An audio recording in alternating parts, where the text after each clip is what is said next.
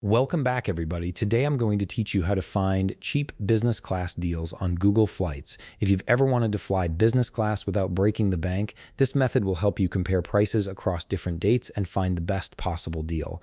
Let's jump right in.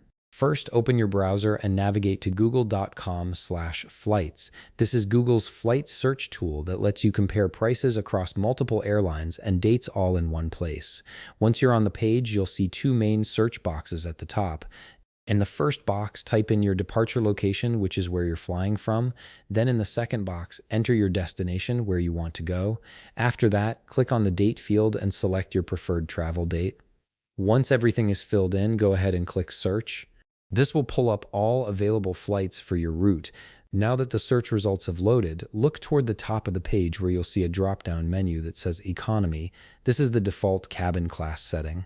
Click on that drop-down, and from the options that appear, select Business. Switching to business class filters the results to show only business class fares, which is exactly what we're looking for.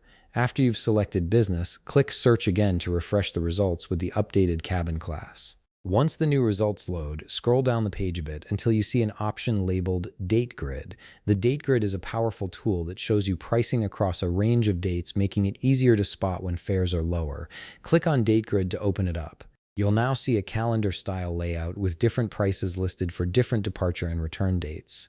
Browse through the grid and identify a date combination that shows a cheaper fare compared to others. When you find one that looks good, click on it to select those dates. After selecting your dates from the grid, look for another option called Price Graph and click on it. The price graph gives you a visual representation of how prices fluctuate over time.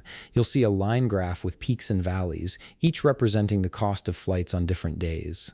Your goal here is to locate the lowest point on the graph, which indicates the cheapest available fare. Once you spot the lowest dip, click directly on that point. This will update your search to show flights available at that lower price. And there you have it.